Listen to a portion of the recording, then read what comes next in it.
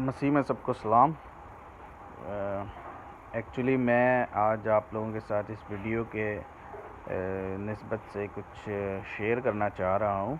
بات اصل میں کچھ یوں ہے کہ کل میں اپنے ایک کولیگ کے ساتھ بات کر رہے تھے ہم کرونا وائرس کے اوپر اور ان ساری چیزوں کے اوپر کے موجودہ حالات کے بارے میں۔ تو باتوں میں اولڈ ٹیسٹومنٹ کا ریفرنس ہم لوگوں نے کوٹ کیا، جس میں ذکر تھا کہ اس ٹائم اس طرح کی وبائیں آئی تھیں تو مطلب کیا حکم ملا تھا خدا کے لوگوں کو، خدا کی طرف سے، کہ انہوں نے برے کا لہو جو ہے اپنے چوکھٹوں پہ لگانا ہے تاکہ جب فرشتہ آئے تو وہ جہاں پہ برے کا نشان لگاؤ اسے چھوڑ کے آگے بڑھ جائے۔ تو اس طرح ہم بات کر رہے تھے۔ تو میرا جو کولیگ تھا اس نے جب سامنے سے مجھے یہ بولا کہ یار مجھے اس بات کا علم ہے لیکن مسئلہ مجھے یہ آ رہا ہے کہ یار مجھے برے کا لہو نہیں مل رہا، میں بڑا ڈھونڈ رہا ہوں۔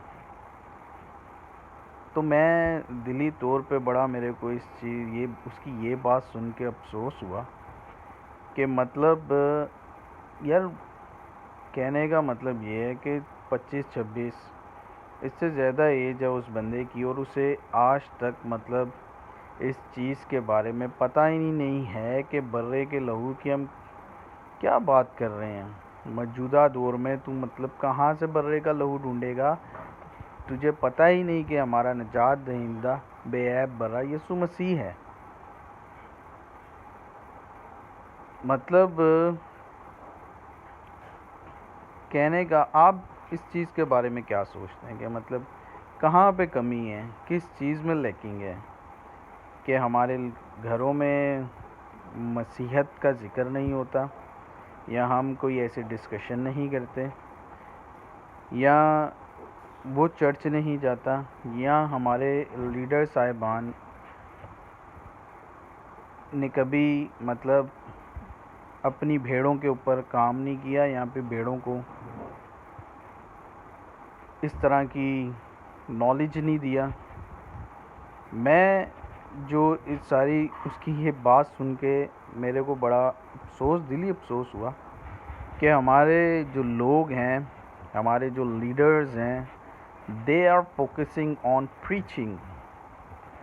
یہ پریچنگ ونڈرفل، زبردست پریچنگ کے کلام سن لے بندہ بولے واہ جی واہ بھائی صاحب کی زبردست کلام دیتا ہے، تسی زبردست پریچنگ کی ہے تسی۔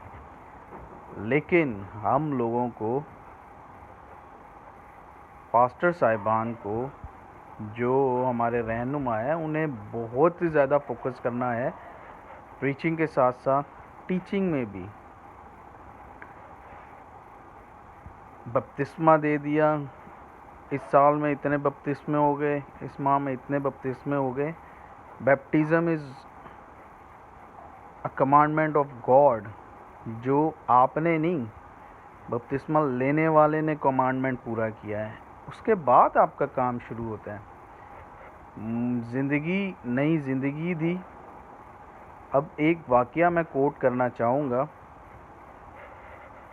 جب یسوع مسیح نے ایک لڑکی کو زندہ کیا تھا تو اس نے جب وہ زندہ ہو گئی تو ساتھ یسوع نے بولا اب اس کو کچھ کھانے کے لیے دو۔